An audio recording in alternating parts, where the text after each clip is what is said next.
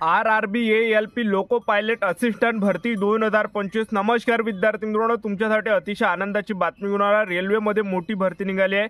9,975 जागांसाठी ही RRBALP loco पायलटची भरती निघालेली आहे आणि या भरतीसाठी शिक्षण फक्त 10वी पास लागते। महाराष्ट्रातील तुम्ही कोणत्याही जिल्ह्यातले असाल तर मुलं मुली फॉर्म भरू शकता आणि फॉर्म भरणे ऑलरेडी फॉर्म भरणे सुरू झाले आणि फॉर्म भरण्याची जी शेवटची तारीख आहे 19 मे 2025 हे फॉर्म भरण्याची शेवटची तारीख आहे। ज्यांनी सुद्धा RRBALP लोको पायलट या भरतीमध्ये फॉर्म भरला नसेल तर पहा, शेवटची तारीख 19 मे आहे, तर फॉर्म भरणे चालूच आहे। तर RRBALP लोको पायलट या भरतीमध्ये सिलेक्शन प्रोसेस कशा प्रकारे असणार आहे, यामध्ये पेपर आहे की नाही आहे, त्याचबरोबर यामध्ये पेपर असणार आहे तर पेपर कशा प्रकारे असणार आहे, एक्झाम सिलेबस यामध्ये काय असणार आहे, आपली निवड प्रक्रिया कशा प्रकारे असणार आहे, सिलेक्शन आपलं कशा प्रकारे होणार आहे, तर पगार वगैरे किती भेटणार आहे, तर संपूर्ण माहिती मी तुम्हाला RRBALP लोको पायलट असिस्टंट या भरतीबद्दल सांगणार आहे।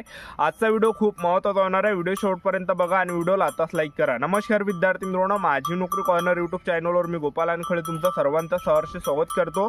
तर मित्रांनो, व्हिडिओचा थंबनेल बघून तुमच्या लक्षात आलं असेल की आपला व्हिडिओ कोणत्या टॉपिकवर होणार आहे। व्हिडिओ सुरू करण्याच्या आधी आपल्या यूट्यूब चॅनलला सबस्क्राइब करा, जेणेकरून प्रत्येक भरतीची अपडेट तुमच्यापर्यंत सर्वात आधी पोहोचेल। जास्त करून रेल्वे भरतीच्या रिलेटेड जास्त व्हिडिओ आपल्या चॅनलवर अपलोड करत असतो। 10वी 12वी पास भरतीच्या रिलेटेड जास्त व्हिडिओ आपल्या चॅनलवर अपलोड करत असतो।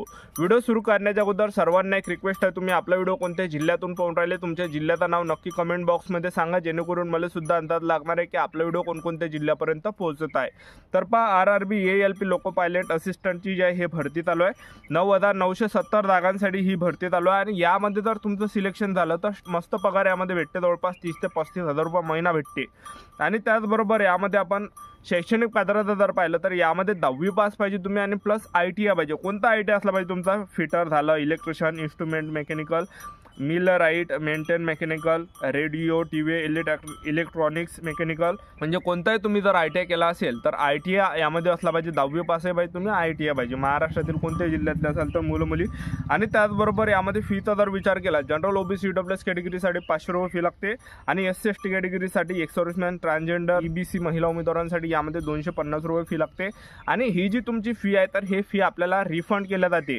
आता आपण यामध्ये फॉर्म भरला बा, तर यामध्ये आपल्या समजा फी कटली 500 रुपये। आता तुम्ही जनरल OBC EWS कॅटेगरीचे आणि SC ST कॅटेगरीचे जेवढे पण कॅटेगरी आहे तुमची फी यामध्ये कटली आणि जेव्हा तुम्ही पेपर जेव्हा देसान त्यावेळेस तुमची जे विद्यार्थी मित्रांनो ते जे फी आहे तर ते रिफंड केले जाणार आहे आपल्या खात्यामध्ये, ठीक आहे।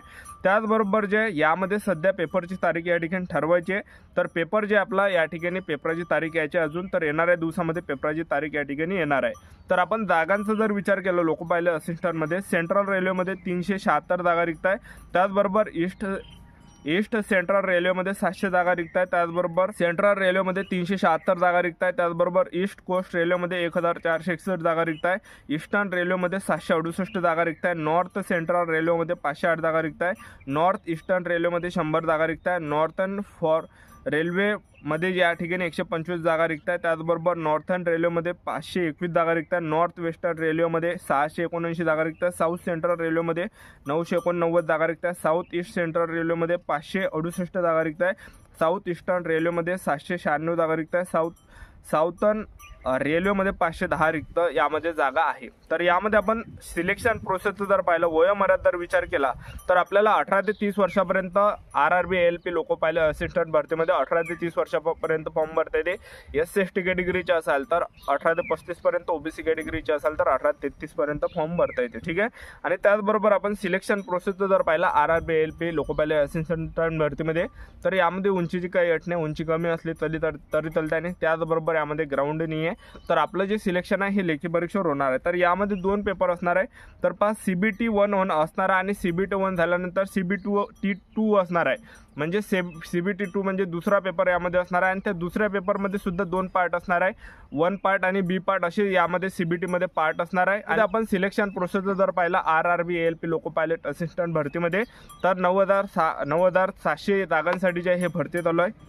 तर आपलं जे सिलेक्शन आहे तर यामध्ये आपलं काय असणार आहे, सर्वात अगोदर पेपर पेपर यामध्ये असणार आहे। तर पेपरला जे प्रश्न परीक्षेला विचारले जाणार आहे CBT 1 मध्ये तो आपला पेपर असणार आहे, ज्यामध्ये 75 मार्काचा पेपर असणार आहे। 60 मिनिटाचा टाइम आपल्याला भेटणार आहे, ज्यामध्ये गणिताचे 20 प्रश्न परीक्षेला विचारले जाणार आहे, त्याचबरोबर बुद्धिमत्ता चाचणीचे 25 प्रश्न परीक्षेला विचारले जाणार आहे, त्याचबरोबर विज्ञानचे 20 प्रश्न परीक्षेला विचारले जाणार आहे आणि जनरल नॉलेजचे 10 प्रश्न परीक्षेला विचारले जाणार आहे CBT 1 मध्ये। तर हे 75 प्रश्न टोटल परीक्षेला विचारले जाणार आहे, 60 मिनिटांमध्ये आपल्याला सोडवावं लागणार आहे। नेगेटिव्ह मार्किंग यामध्ये जबरदस्त ठेवण्यात आले, 3 एवढी नेगेटिव्ह मार्किंग यामध्ये असणार आहे, एक लक्षात ठेवा, ठीक आहे। आणि CBT 1 झाल्यानंतर आपलं यामध्ये काय असणार आहे, CBT 2 असणार आहे आणि त्यामध्ये सुद्धा पार्ट असणार आहे, A पार्ट B पार्ट अशा प्रकारे।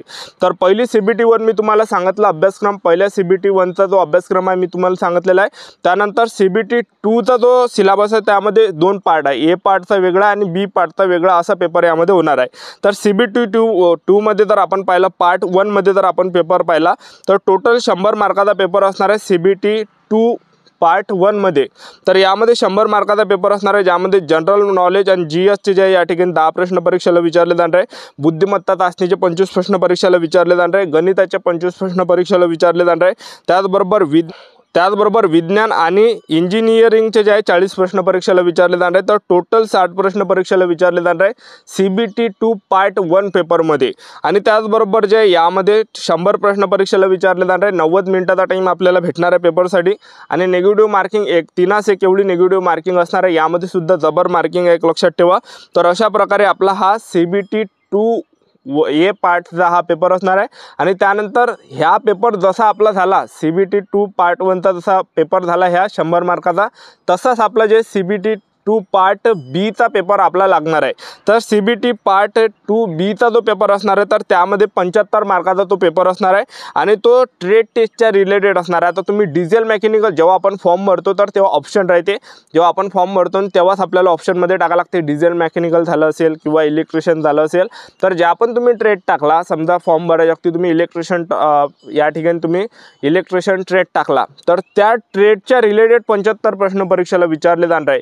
जसा हा CBT 2 1 पार्टचा जसा पेपर झाला 100 मार्काचा, तसा CBT 2 पार्ट B चा पेपर यामध्ये लागणार आहे, जो की 75 मार्काचा असणार आहे आणि तो ट्रेडच्या रिलेटेड प्रश्न परीक्षेला विचारले जाणार आहे। ट्रेडच्या रिलेटेड जसा इलेक्ट्रिशियनमध्ये तुम्ही फॉर्म भरला, इलेक्ट्रिशियनच्या रिलेटेड 75 प्रश्न आपल्या कॅम्प्युटरच्या स्क्रीनवर त्या ठिकाणी येणार आहे आणि 60 मिनिटाचा टाइम आपल्याला त्यामध्ये भेटणार आहे। तर अशा प्रकारे त्याचबरोबर यामध्ये सायको टेस्ट सुद्धा यामध्ये अलग असते 30 मार्कासाठी। तर अशी संपूर्ण निवड प्रक्रिया आहे। तर टोटल यामध्ये मेरिट बनतो, एक लक्षात ठेवा, ठीक आहे। तर अशी संपूर्ण सिलेक्शन प्रोसेस आहे RRB ALP loco pilot assistant या भरतीची। तर 10वी पास आणि ITI जर तुमचं झालं असेल तर तुम्हाला यामध्ये फॉर्म भरता येते। तर पहा 9,900 जागांसाठी जे हे भरती या ठिकाणी चालू आहे, फॉर्म भरणे चालू आहे। ज्यांनी सुद्धा फॉर्म भरले नसेल तर फॉर्म तुम्ही 19 मे पर्यंत भरू शकता, शेवटची तारीख आहे 19 मे।